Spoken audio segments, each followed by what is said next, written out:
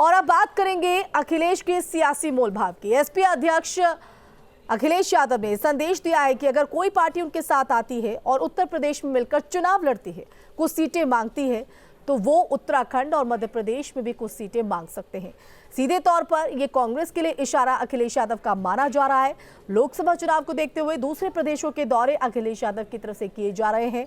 वो तेलंगाना भी गए थे और अब उन्होंने उत्तराखंड का दौरा करने के दौरान हल्द्वानी में ये बयान दिया, जहां वो अपनी पार्टी को मजबूत करने में जुटे हैं। तो अखिलेश ने यह भी साफ कर दिया कि वो उत्तराखंड की सभी सीटों पर चुनाव लड़ेंगे, लेकिन सीटों के बंटवारे पर बयान देकर अखिलेश ने ये बहुत बड़ा संकेत दिया है।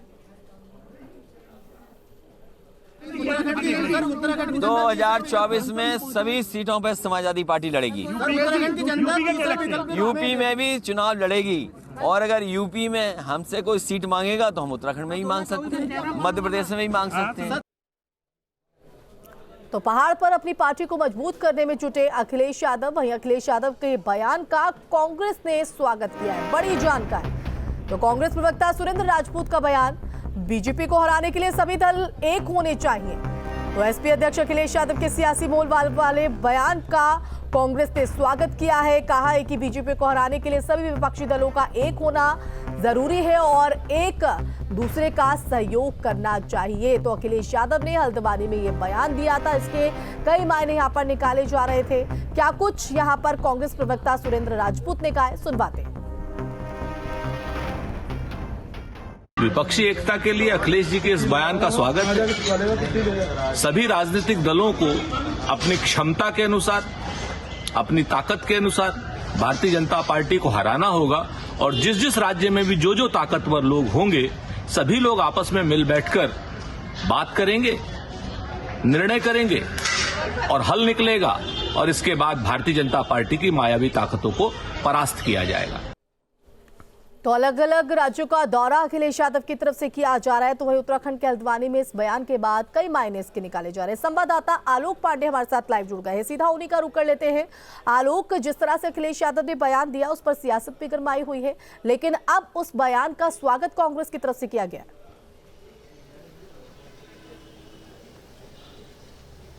बिल्कुल, देखिए, समाजवादी पार्टी के उस बयान के बाद जिस तरह से अखिलेश यादव ने ये बात कही है और उसके बाद समाजवादी पार्टी की तरफ से स्वागत करना, लेकिन इन सब से पहले ये समझना होगा कि समाजवादी पार्टी का जो गठबंधन का इतिहास है वो 2017 से शुरू हुआ, 2019 और 2022, जिसमें राजभर एक बड़ी भूमिका में नजर आए थे 2022 में, और अब वही राजभर उनके उस गठबंधन को छोड़ करके दूसरे खेमे की तरफ जाते नजर आ रहे हैं।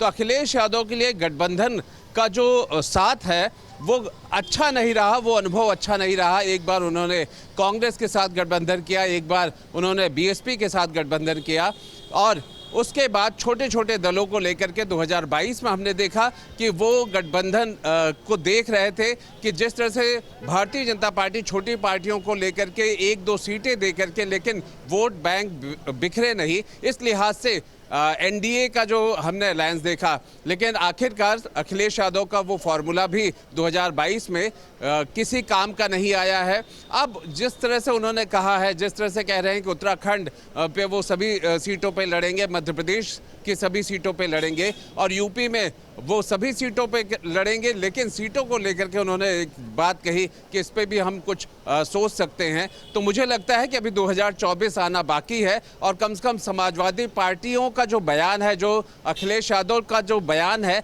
वो लगातार अभी कहीं दाएं कहीं बाएं जैसी स्थिति में है। संभवतः ये एक रणनीति भी हो सकती है, क्योंकि आमतौर पर चुनाव के वक्त कौन क्या करने जा रहा है, अब सभी पार्टियां अपनी स्ट्रेटेजी छिपा के रखती हैं। कौन किससे गठबंधन आखिर में कर ले या गठबंधन तोड़ दे, ये भी एक बिल्कुल आलोक, और राजनीति में ये संभव है और स्थिति जो परिस्थितियां हैं वो वक्त दर वक्त बदलती हुई नजर आती है। क्योंकि इससे पहले अगर अखिलेश यादव के बयानों को हम देखें तो उनकी तरफ से कहा गया था कि गठबंधन को लेकर कोई गुंजाइश नहीं, लेकिन अब जिस तरह से उन्होंने मोलभाव की सियासी चीज को हवा दे दी है, उसके बाद अब कांग्रेस ने भी स्वागत कर लिया है।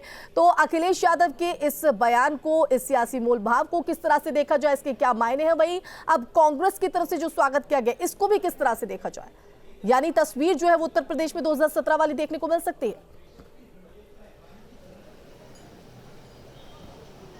देखिए, अगर हम समाजवादी पार्टी की बात करते हैं, अखिलेश यादव के बयान की बात करते हैं, तो वो इसलिए भी महत्वपूर्ण हो जाता है कि अगर यूपी के परिप्रेक्ष्य में देखते हैं तो भारतीय जनता पार्टी को अगर टक्कर दे रहा है कोई, तो वो समाजवादी पार्टी बिल्कुल है। आलोक आएंगे आपके पास, पूरे समीकरण को समझेंगे, लेकिन इसी बीच हमारे साथ कांग्रेस प्रवक्ता आशीष दीक्षित जी भी जुड़ गए। आशीष जी, बहुत स्वागत है न्यूज स्टेट पर आपका। अखिलेश यादव के बयान के बाद कई इसके मायने हैं, लेकिन अब आपने उनके सियासी मोल भाव का स्वागत कांग्रेस की तरफ से कर दिया गया है, किस तरह से देखें सर इसको? देखिए, लगातार हम लोग भारत जोड़ो यात्रा पे निकले, एक माहौल बना है मोदी सरकार के खिलाफ। जनता पूरी तरीके से त्राहिमाम कर रही है और ये विपक्षी एकता आने वाले समय में 2024 में इस सरकार को खास फेंकने का काम करेगी। इनके झूठे वादे चूंकि पूरी तरीके से बेनकाब हो गए हैं, बेरोजगारी अपने चरम पे है और जिस तरीके से ना देश को तोड़ने का काम किया है, देश एक बार फिर जुड़ रहा है। हम सभी लोग जुड़ के एक नया अध्याय लिखेंगे और इस तानाशाही और झूठी मक्कार सरकार को आपस भेजने का काम करेंगे। पुनः जो है देश में अमन चैन कायम होगा, प्रगति की राह खुलेगी और देश फिर प्रगति की राह पे चलने का काम करेगा। तो बिल्कुल, क्या आशीष जी माना जाए कि भविष्य में 2017 की जो तस्वीर है वो दिखाई पड़ सकती है, और साथ ही साथ अब सियासी मोल भाव के लिए आप लोग तैयार पूरी तरीके से?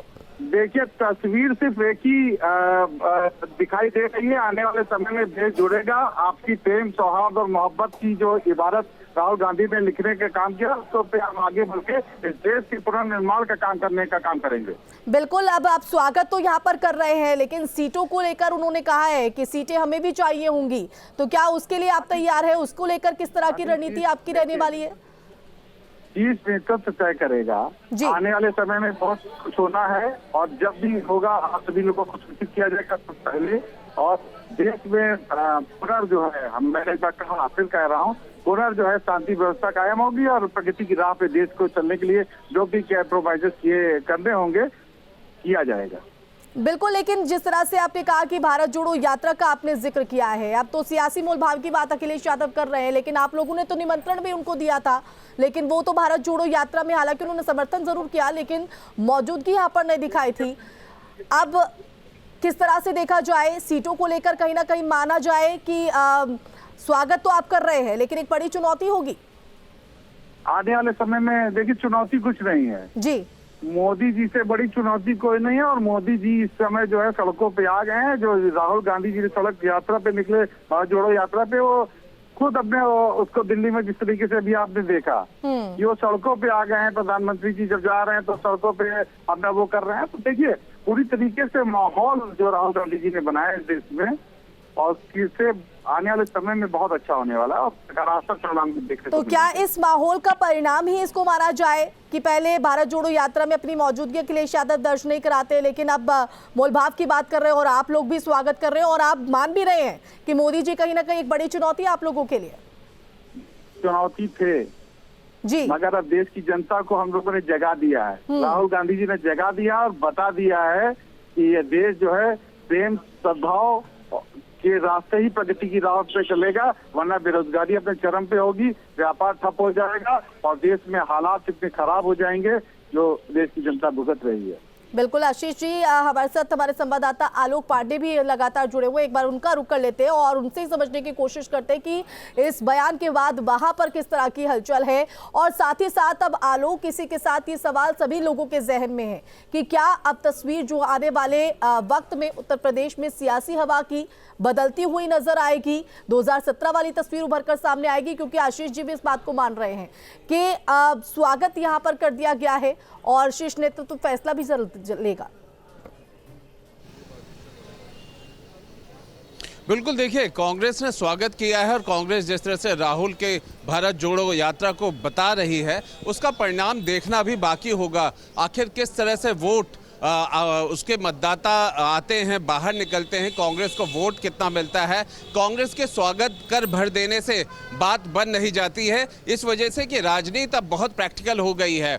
अखिलेश यादव जिस बात को कह रहे हैं कि हम सीटों को लेकर के भी एडजस्टमेंट के लिए तैयार हैं। मैंने आपसे कहा कि पिछले कुछ चुनाव का जो अनुभव रहा है, बिल्कुल आखिरी समय पे जब नामांकन खत्म होने वाला होता है उस वक्त पर्चे बदल दिए जाते हैं, प्रत्याशी बदल दिए जाते हैं। ये राजनीति उस दौर में चली गई है। बिल्कुल आलोक लौटेंगे हमारे साथ, बीजेपी प्रवक्ता आनंद दुबे जी भी जुड़ गए हैं। आनंद जी, आपका भी बहुत बहुत स्वागत है न्यूज स्टेट पर। और 2024 को लेकर तमाम दल जो है वो अपनी अपनी जोर आजमाइश में जुटे हुए हैं और अखिलेश यादव ने अब सियासी मोल भाव की जो बात कही है, कांग्रेस को उसका स्वागत कर रही है। आप किस तरह से देख रहे हैं, कितनी बड़ी चुनौती मान रहे हैं आप इसको? मैडम, मेरा नाम राघवेंद्र सिंह है, क्या मुझसे कह रही हैं? जी राघवेंद्र जी। जी, मैं बीजेपी का प्रवक्ता हूँ। जी, बहुत स्वागत है सर आपका। जी हाँ, देखिए, मैं ये कह रहा हूँ, आज की तारीख में समाजवादी पार्टी अपने सबसे बुरे दौर से गुजर रही है। जैसे बताया जा रहा है कि अखिलेश यादव समझौता करने के लिए अपने हाथ पैर पटक रहे हैं। भाई, आदमी इनसे क्यों समझौता करेगा? इस स्टेज में नहीं करेगा। आज की तारीख में इनकी कितनी लोकसभा सीटें हैं? आज की तारीख में पिछले 6 महीने से अखिलेश यादव कितनी बार जनता के लिए निकले हैं? आज की तारीख में विधानसभा चुनाव जो ये लड़े थे, किन मुद्दों पे लड़े थे? वास्तविकता ये है, अखिलेश यादव को राजनीति करने की अभी सीख ही नहीं है। मेरा बिना मांगे सलाह है, पहले वो राजनीति करने का तरीका सीखें, उसके बाद इस तरीके की बेउजूल बातें करें। समाजवादी पार्टी की 2 लोकसभा सीटें हैं, अभी अपना उत्तर प्रदेश देखे नहीं पा रहे हैं, कोई मुद्दे उठा नहीं पा रहे हैं। 5 लोकसभा और विधानसभा मिलाकर के चुनाव हुए थे, उपचुनाव भी उत्तर प्रदेश में। अपनी पत्नी को चुनाव लड़ाने के सिवा किसी सीट में गए नहीं है। बुरी तरह इनकी पराजय हो रही है। भाई, समाजवादी जब किसी के कटोरे में पैसा नहीं होता तो कोई पैसा देने के लिए नहीं लालायित होता है। लेकिन अब तो कांग्रेस भी स्वागत कर रही है। अगर ये दोनों पार्टियां साथ में आती है, 2017 वाली तस्वीर यहाँ पर दिखाई पड़ती है एक बार फिर से, तो उसको लेकर क्या कहेंगे आप? उसको कितना कड़ा मुकाबला? ये दोनों लोग मिलकर के क्या उत्तर प्रदेश में जितने भी विपक्षी दल हैं, Samajwadi party, Bahujan Samaj party, Congress party, सभी तीनों मिल जाए, भारतीय जनता पार्टी का कुछ नहीं कर सकते हैं। भारतीय जनता पार्टी अपनी 80 सीटें लेने का लक्ष्य लेकर के चल निकली है और हम लोग सकारात्मक राजनीति कर रहे हैं। हम लोगों की राष्ट्रीय कार्यसमिति हो चुकी है, प्रदेश कार्यसमिति हो चुकी है, उसमें हम लोगों की योजना बन रही है, रणनीति बन रही है। हमारी आधी लड़ाई का काम पूरा हो चुका है। हम लोग प्रत्याशी देने के बाद अपना काम शुरू कर देंगे। हम लोग सकारात्मक राजनीति कर रहे हैं। हम लोगों ने उत्तर प्रदेश और केंद्र की योजनाओं का लाभ जनता को दे रखा है और शायद ही ऐसा कोई गरीब तबका हो, शायद ही ऐसा कोई पिछड़ा तबका हो, शायद ही ऐसा कोई दलित तबका हो जिसको हमारी योजनाओं का लाभ न मिला हो। हम लोग सबका साथ, सबका विकास, सबका विश्वास को नारे को लेकर के एक बार निकल चुके हैं। 80 की 80 लोकसभा भारतीय जनता पार्टी की झोली में गिरेंगी। बिल्कुल, आप बने रहिए। राघवेंद्र जी हमारे साथ, एसपी के प्रवक्ता भी हमारे साथ जुड़ चुके हैं, भुवन भास्कर जी। भुवन जी, आपका बहुत बहुत स्वागत है न्यूज स्टेट पर। और जो अखिलेश यादव की तरफ से इशारा यहां पर किया गया था सियासी मोल भाव का, सीटों का, अब कांग्रेस उसका स्वागत यहां पर कर रही है। इसको अब किस तरह से देखें, का तस्वीर उभरती नजर आएगी। लेकिन बीजेपी के प्रवक्ता हमारे साथ जुड़े हैं, उनका ये कहना है कि इससे कोई फायदा नहीं होने वाला है। देखिए, माननीय राष्ट्रीय अध्यक्ष अखिलेश यादव जी ने स्पष्ट तौर पर कह दिया है कि अगर उत्तर प्रदेश में हमसे कोई सीटें मांगने का काम करता है तो निश्चित तौर पर मध्य प्रदेश में और उत्तराखंड में भी हम लोग सीट मांगने का काम करेंगे उस राजनीतिक दल से। और ये संदेश उन्होंने साफ साफ दे दिया है। और मैं आपसे कहना चाहता हूँ, समाजवादी पार्टी के नेता माननीय अखिलेश यादव जी ने जो कहा है कि जो मैनपुरी का जो मॉडल है वही देश के मॉडल बनेगा, वही देश की दिशा और दशा तय करेगा।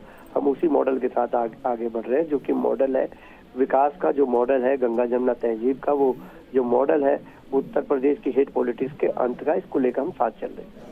बिल्कुल, लेकिन जो बीजेपी प्रवक्ता हमारे साथ जुड़े थे राघवेंद्र जी, उनका ये सीधे तौर पर कहना है कि इस तरह के सियासी मोल भाव की जरूरत इसलिए समाजवादी पार्टी को आन पड़ी क्योंकि कमजोर कहीं ना कहीं खुद को यहाँ पर पाया जा रहा है और इसलिए इस तरह की गठबंधन, इस तरह की बातों का, इस तरह के सियासी माहौल को हवा देने की कोशिश हो रही है।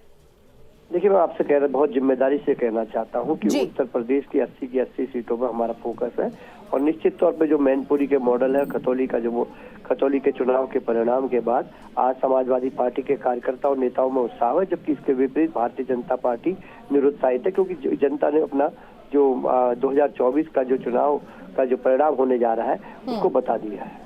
बहुत शुक्रिया भुवन जी, आपका जुड़ने के लिए। तो देखिए, अपने अपने दावे यहाँ पर जरूर किए जा रहे हैं।